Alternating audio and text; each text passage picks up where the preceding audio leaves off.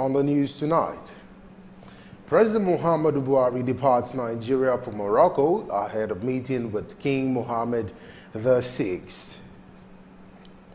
In business, Nigeria earned 577.6 billion naira from non-oil exports in the first quarter of 2018. And on the foreign scene, Iran president blames U.S. for imposing her policies on the rest of the world. Hello and welcome to Superscreen Flagship News, reaching you live from Lagos State, Nigeria. I am Olamide Onka. Many thanks for joining us. President Muhammadu Buhari has departed the Nnamdi Azikiwe International Airport, Abuja, on a two-day working visit to the United Kingdom of Morocco. President Muhammadu Buhari will be meeting His Royal Majesty King Mohammed VI to discuss socio-economic matters affecting the two countries and also focus on strengthening existing agreements in education, agriculture, as well as oil and gas. The president was accompanied by the Governor of Ebonyi State, Governor Dave Umahi, Jigawa State Governor Abubakar Badaro, and other senior government officials. In a statement by the Senior Special Assistant to the President on Media and Publicity, Garba Shehu, he said the visit is at the invitation of His Royal Majesty King Mohammed VI. According to Garba, the two leaders will discuss socio-economic matters affecting both countries following prior engagements in December 2016 during the official visit of His Majesty to Nigeria. And candidates of the National Republican Convention in the 1993 presidential elections, Bashir Tofa has opposed President Muhammadu Buhari's decision to recognize June the 12th as Democracy Day, insisting the pronouncement deserves serious consideration. Tofa also described the 1993 presidential election as an inconclusive one. In a statement said, Tofa, where it may be the prevailing sentiment in politics, the idea that June the 12th should be the Democracy Day is also a matter that deserves serious consideration. Rivers State Governor Nyesom Wike has again alerted Nigerians that the federal government has contacted a Lebanese who has been directed to claim received money from him to procure arms for the 2019 elections. The governor, who spoke during a Thanksgiving service in honor of the chairman of Rivers State Local Government Service Commission, Azubike Merukeni, said the All Progressives Congress and the federal government has entered a devious mode with the belief that framing opponents will enhance his political fortunes.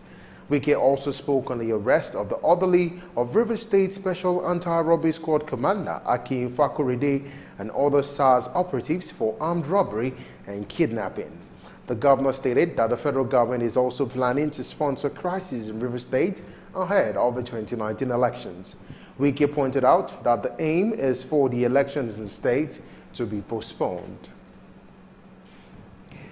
In preparations for the 2019 general elections, the judiciary and media have been advised to show professionalism in the discharge of their duties. This appeal was made by speakers at the 2018 National Association Judiciary Correspondent Lecture held in Ikeja, Lagos State. Judiciary as well as the media have important roles to play in ensuring a peaceful transition from one government to another. The judiciary must be ready and prepared to adjudicate over the disputes that will arise before and after the elections. It is said to be the last hope of the common man and is seen as the protector of the people from all forms of excesses on the part of the executive and the legislature. The media, the fourth estate of the realm, and the fourth pillar of support for the three arms of government, the executive, the legislature, and the judiciary, must also prepare for their role of information dissemination, news analysis, and public enlightenment.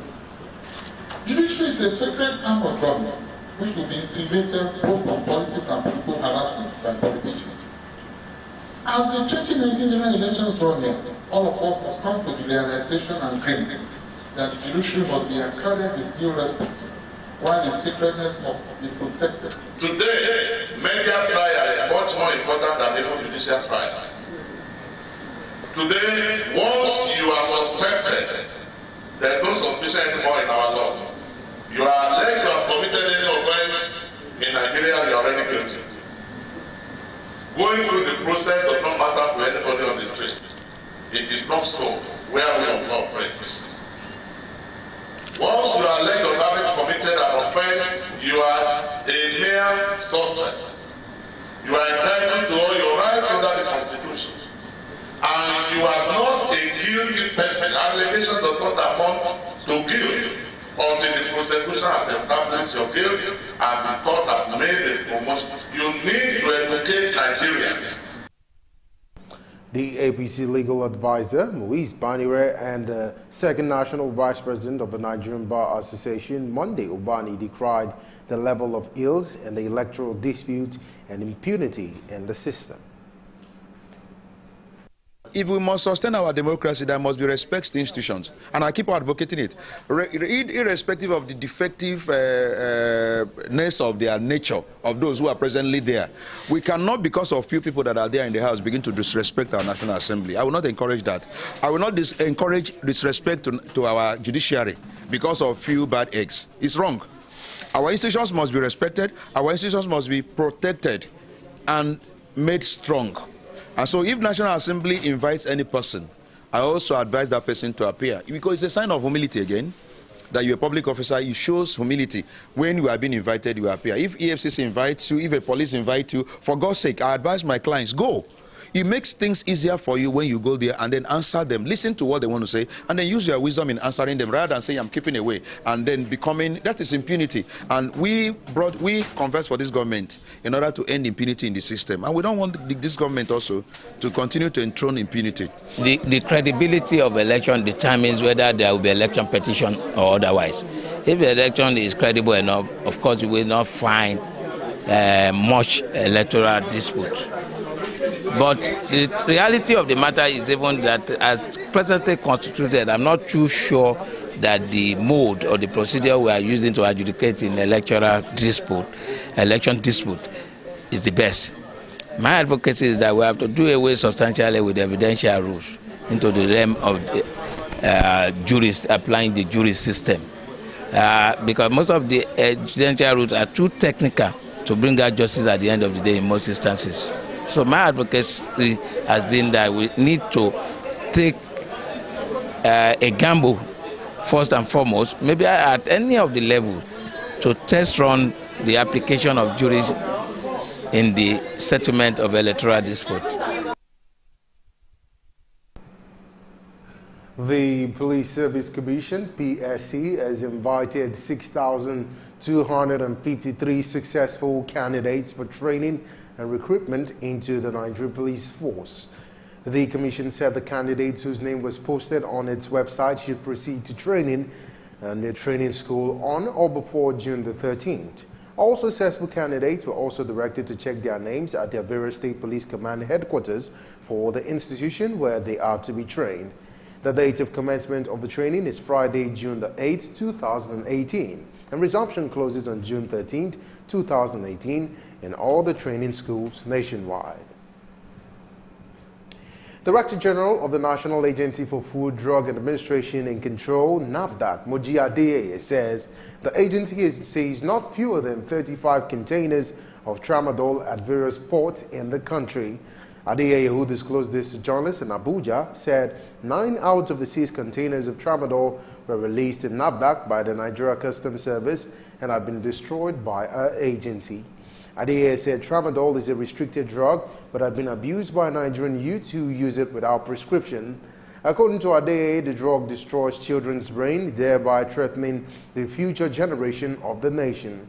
She lauded the present administration for placing an embargo on codeine, which she said, like tramadol, should only be given by prescription and is done in advanced country.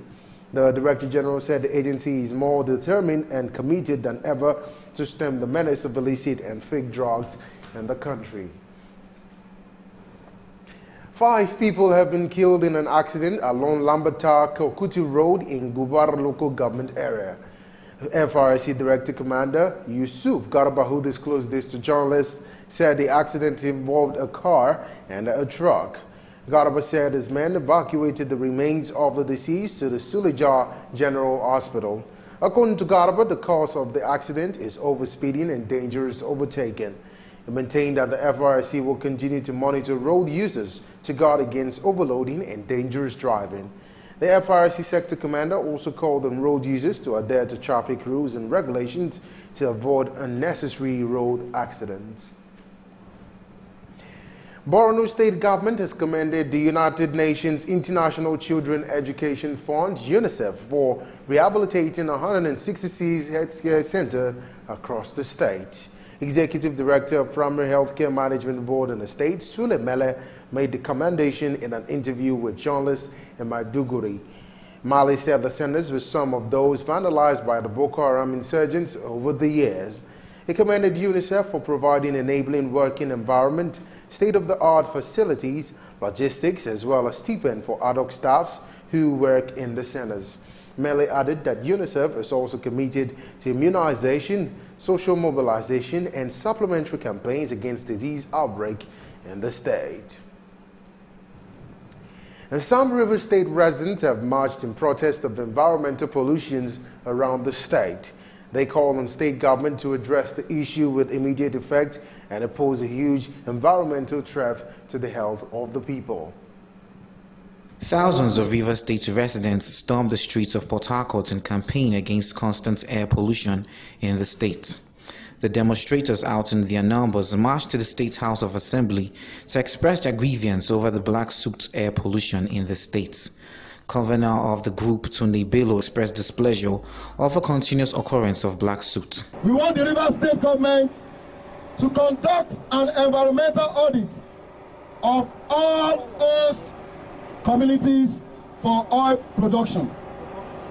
We want the River State governor and the River State government to act and become a reservoir of environmental data on River State. It's a critical issue. The health impacts are so numerous, especially for young kids. Young kids with their lungs still developing. You have most young kids breathing in particulate matter that will destroy their lungs. And all over hospitals in Port Harcourt, doctors have been on air and they've said so. People are coming up and presenting cases of lung infection and throat infection and cancer. All of these issues are coming up because we have a situation that is untenable and unpardonable in River State. River State Deputy Governor Ipalibo Harry Banigo acknowledged the plight of the people and promised that the state will work with the federal government to ensure immediate solution to the pollution. Everybody is immune. No single party is immune. Environment matters cannot be politicized. And so we want to tell you that the agencies that are clearing these obnoxious states are directly under the control of the federal government of Nigeria. The federal government wants the refineries that have been flaring gas. The federal government owns the security agencies. Others who spoke also expressed dissatisfaction over the matter. Waking up every morning to very bad substances sprinkled all over our cars and even on the floors of the house. The nets are all contaminated, and then sometimes you put your fingers maybe in your nose, bring it out, and you see that substance. Look at my nose, you see black everywhere. And I say that if the PDP, APC, everybody breathes in the air. And because all of us breathe in the air that is coming from the atmosphere, we should be able to do something about these things. Because it may not be now, 5 years, 10 years, you see people dying in millions. Before you know it, people will be diagnosed, one disease will come out. They say it as a result of the suit that was around 5 years ago. The group pleaded with authorities concerned to quickly address the issue because it affects the environment and kills slowly. And now coming up on Superscreen flagship news, Nigeria earns 577.6 billion naira from non-oil exports in first quarter of 2018. That's on the business scene. Details and more after this break. Stay with us.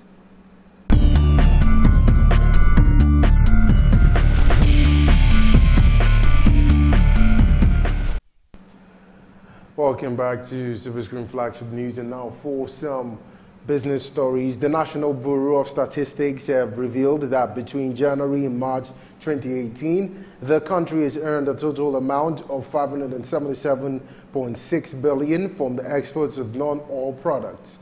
An analysis of the merchandise trade report for the first quarter of 2018 showed the country has been experiencing a steady decline in non-oil exports.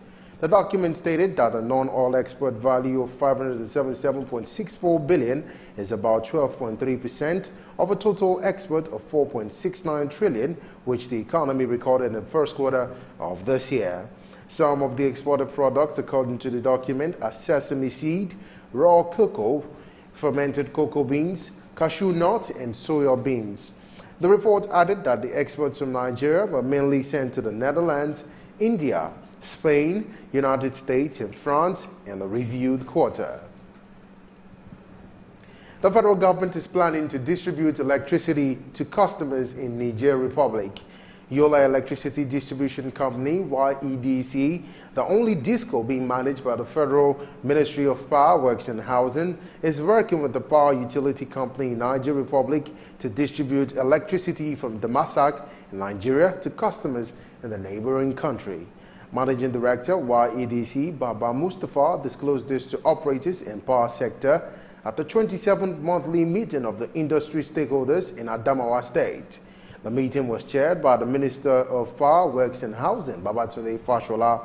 Mustafa also said the YEDC is currently receiving 3.5% of the total energy sent to the national grid by the power generation companies, adding that the firm had never rejected the loan in spite of some constraints in the contribution network. Still in business, the oil workers under the aegis of the Petroleum and Natural Gas Senior Staff Association of Nigeria, Pengasin, and the Nigeria Union of Petroleum and Natural Gas Workers says the Petroleum Industry Bill, PIGB, must ensure that firms operating in the oil and gas industry do not use the law as a ploy to disengage indigenous workers. The union stated this in a joint memorandum to the Senate Joint Committee on the PIB, which was made available to the journalists.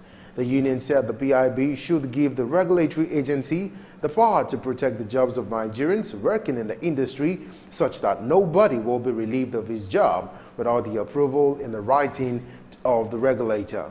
The unions added that the PIB must ensure compliance by all companies operating in the Nigerian oil and gas industries with all international labor conventions that has been ratified by Nigeria, the collective agreements with the labor unions, and the extant labor laws as minimum in all their dealings with the indigenous workers and their representatives. Still ahead tonight, Iran president blames the United States of America for imposing policies on the rest of the world. Details of these and more after the break. Stay with us.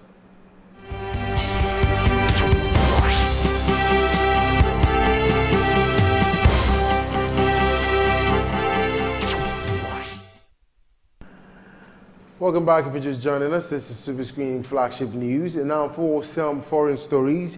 Iranian President Hassan Rouhani has criticized the United States of America for imposing its policies on the rest of the world. Speaking at the international summit in Chinese city of Qingdao, Rouhani said the withdrawal from the Iran